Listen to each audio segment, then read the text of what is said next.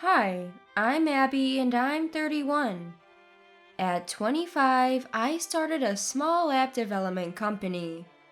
Before that, I worked in the IT sector. That company wasn't big, and it was a time when new companies were popping up everywhere. When my previous company started struggling, I took a leap of faith and quit. I then founded a mobile game development company. My husband Mikey is the same age as me and was a colleague at my former job. Several people quit around the same time as I did, but Mikey chose to stay. He didn't like the idea of me starting a business at all. You see, Mikey's not the adventurous type, nor is he keen on trying new things. He always seeks stability. He doesn't have much ambition at work and isn't interested in promotions. For Mikey, a simple life is enough. He's not into materialistic things, nor does he have any particular hobbies. In contrast, I'm the complete opposite. I strive to achieve in my work and love to face new challenges. Shopping is a treat, and I cherish attending concerts of my favorite artists. At first glance, we might seem incompatible, but that's not the case. We complement each other, filling the gaps the other has. I'd say we're pretty compatible. Our love story began at the workplace, and we tied the knot 2 years ago. 6 months back, we bought our dream single-family home. We didn't want to compromise, so it's a white-themed house that we're very particular about. Since we both love kids, we've set up a kids' room for our future child. Every day, we carefully clean our wooden-scented space, cherishing each moment. Lately, since moving to our new home, Mikey's been saying, I really want kids soon. If you keep working non-stop, Abby, you'll be left behind. Everyone on social media has kids, don't they? You see that, right? Our parents are also pressuring us. Maybe it's time you take a step back from work. This was my biggest fear. Mikey's income has significantly decreased. The company he works for is underperforming, with many employees quitting. Now, including Mikey, only 3 remain. And they're often working remotely, which means hardly working. This month, he's hardly been to work. Before I realized it, his pay resembled that of a part-time job. We have a mortgage to pay, and we can't live on Mikey's income alone. Discussing our financial situation directly is a delicate matter, so I've been avoiding it. Mikey realizes his income has dropped, but he shies away from the idea of finding a new job. I carefully chose my words as I responded. Well, kids, I'm not getting any younger, but right now I really want to focus on my work and save some more money. When I do have a child, I want to prioritize them, I just haven't found someone I can trust fully when I'm away. So please bear with me a little longer. I promise I'm thinking about it. As I said this, Mikey looked displeased. You know my mom keeps going on about wanting a grandkid, right? You have to think about my pride too. She's been so pushy that I even told her that you have a medical condition that makes it hard to conceive, just to make her understand. I was aware of that. Every time my mother-in-law saw me, she'd say, Abby, work is good and all, but a woman's role is also to have children. No matter how successful you are, if you don't have a child, you're incomplete. You should embrace your femininity soon. I couldn't possibly agree with such a sentiment, but my mother-in-law is stubborn and traditional. There was no way Mikey, a mama's boy, would ever stand up to her on my behalf. Being tired from work, I tried to avoid her as much as possible. Every encounter would inevitably lead to the topic of kids. She probably doesn't know about our financial situation. Considering the current economy, it's hard to even think about having a child. Then one Sunday, as we were enjoying our day off, the video doorbell rang. The monitor displayed my mother-in-law. Though I wanted to pretend we weren't home, our car was in the driveway, so we couldn't. Mikey opened the door and let her in. Without missing a beat, she threw a snide remark at me. "You've embarrassed me, Abby." Naturally, I had no clue what she was talking about. "I ran into an old friend from my school days. She has 3 grandkids from a son who's a year younger than Mikey. She was showing off. I never imagined I'd face such humiliation at this age.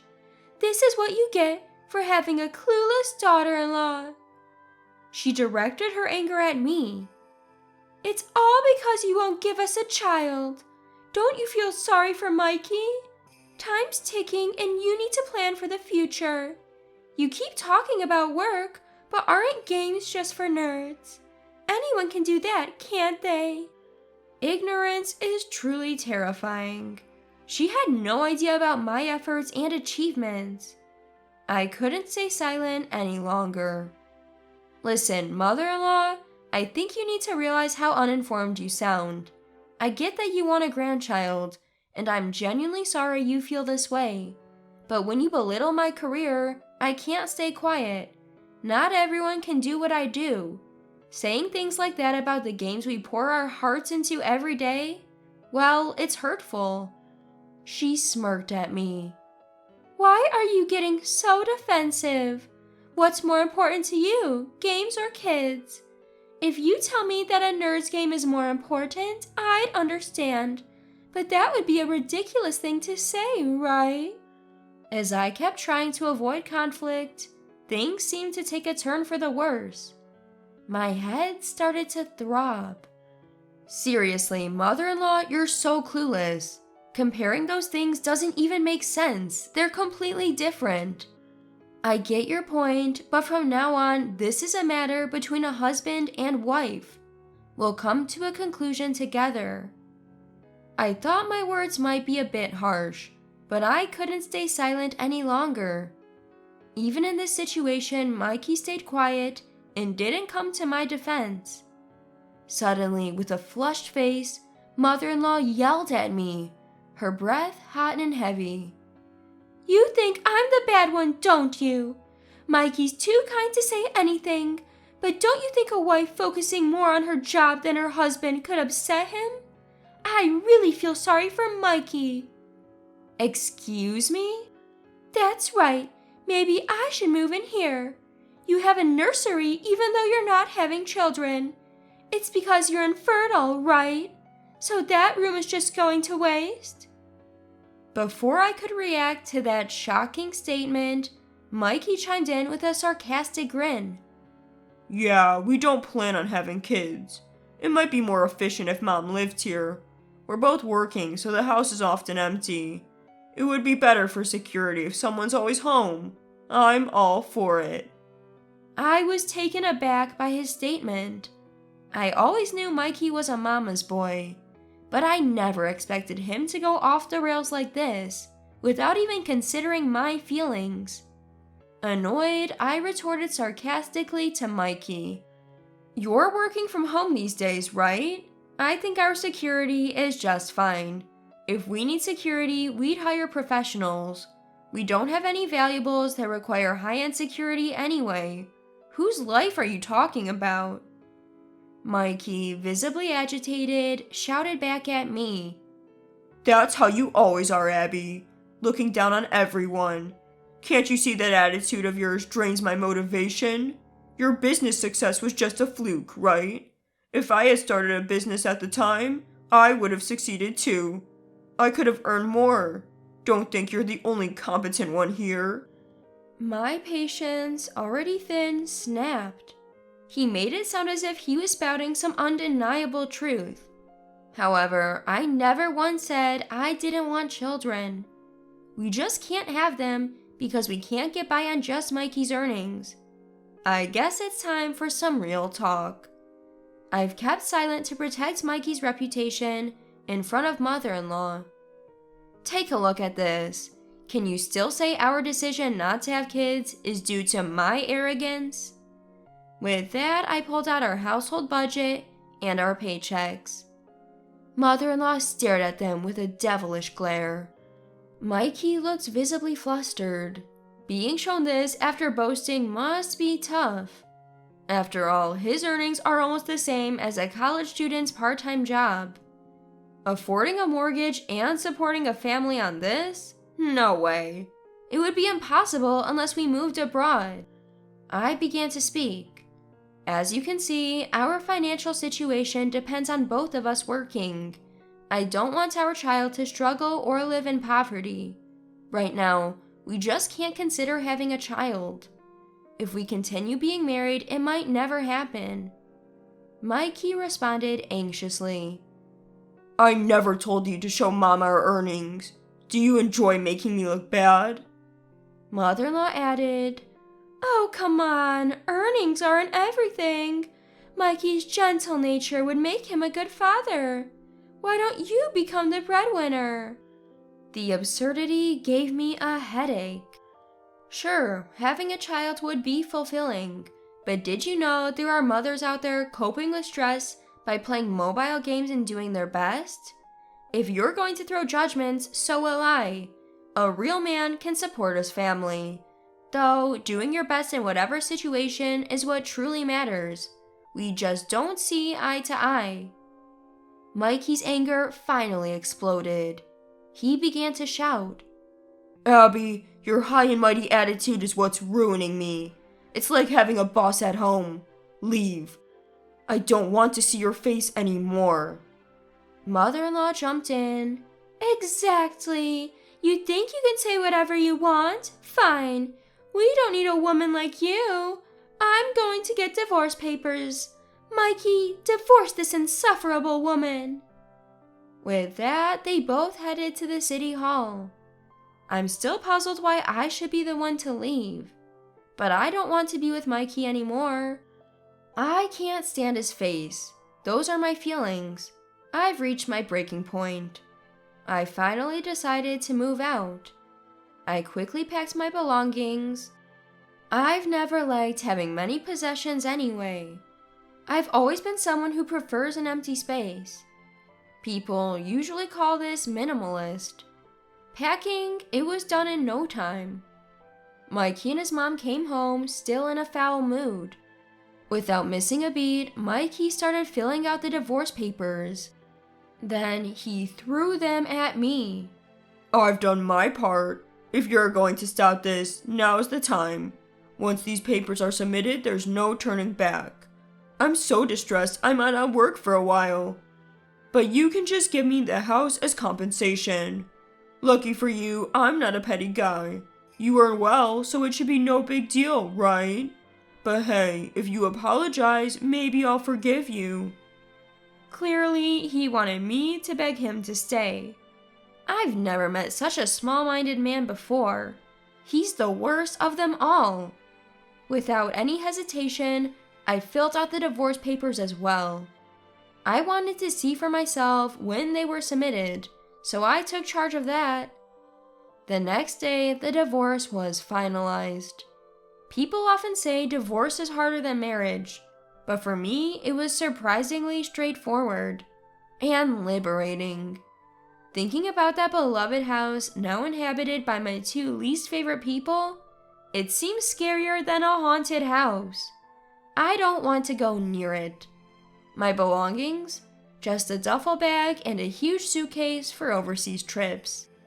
I'd like to pat myself on the back for living so minimally. For the time being, I decided to stay at my company. My colleagues laughingly said, "We always knew something like this would happen to you, boss, ha ha ha." But my real revenge starts now. I'm not so kind to keep paying a mortgage on a house where people I despise live. To begin with, there's no reason to pay Mikey any compensation. That's right, the house is in my name. Mikey's salary wasn't enough to get a mortgage approved, so it ended up being under my name. So technically, I'm the owner. I don't need that house anymore. To avoid any future complications, I contacted a lawyer. Marital assets are split 50-50. Of course, the house will be sold. It's been well maintained and is still considered new. The property was acquired cheaply, so the difference between the mortgage and the selling price was a life lesson I could afford. I was thrilled it sold quickly at the price I wanted. And that naive mother and son duo, they believed they could continue living there. It seems his mom just found out the house was in my name after their divorce. Mikey had lied about his salary, so it's not surprising she thought that. The moment they found out about the house sale, they were horrified. I got a call from mother-in-law. "Is it fun making us suffer? I'll forgive you, so cancel the sale now. Mikey's breakdown and inability to work is on you," mother-in-law shouted. I replied, "Forgive me? Sorry, but no matter what you offer, I refuse. Have you ever met someone paying a mortgage for a house they don't live in? I haven't met such a foolishly kind person. We're strangers now." She shot back, "I'll storm into your office right now and spread the truth about what a monster you are. Reputation damage is terrifying, you know." "Feel free to do that. I'm quite busy now," I said, hanging up. I immediately reported the threat to my company's legal counsel. The lawyer arrived promptly. However, despite the threats, Mikey never showed up at my workplace, just as I had expected. It seems Mikey inherited his big mouth from his mother. I provided the lawyer with recordings of my conversations during the divorce and the recent call. The lawyer believes it's more than enough evidence to claim damages. Due to my work, I've developed a habit of recording conversations. Now, let's delve into the financial situation of mother-in-law and Mikey. Mother-in-law has never held a job for long, at most 6 months. Her arrogance always gets in the way, so she virtually has no savings. Their current home is a subsidized housing unit. The rent's only $200 a month, reflecting its modest quality. It seems mother-in-law dreamt of leaving that simple life to live in our house. It's always crucial to live within one's means. In the end, mother-in-law's schemes crumbled. To make matters worse, Mikey, now without a home, ended up moving into that subsidized apartment. And karma seemed to catch up with the duo for their wicked ways. To top it all, the company Mikey worked for went bankrupt. Mikey became unemployed. Moreover, the rent for their subsidized housing reportedly goes up with more occupants. In panic, the two apparently complained to the local authorities, but there's no bending rules for individual grievances. Predictably, the duo, filled with pride, faced challenges while job hunting. They sought high-paying jobs, but without experience, it was a stretch. With no savings to start with, Mikey resorted to day labor and part-time work. And with my legal actions, the mother-son duo became utterly demoralized. They borrowed money from relatives and astonishingly managed to pay the damages in a lump sum. Even the lawyer was taken aback by this unexpected turn of events. I couldn't stay at the office forever. Being at the company keeps me constantly in battle mode. I crave a place where I can truly relax. Come to think of it, I haven't felt relaxed at home recently either. I took the plunge and bought an apartment near the office. After my experience with a house, I decided against it. Living alone, I'm looking for a place with top-notch security. Being single and working hard, it's challenging to connect with neighbors. But I found an apartment that fits all my demanding criteria perfectly. You know, I'm the kind of person who always finds a silver lining.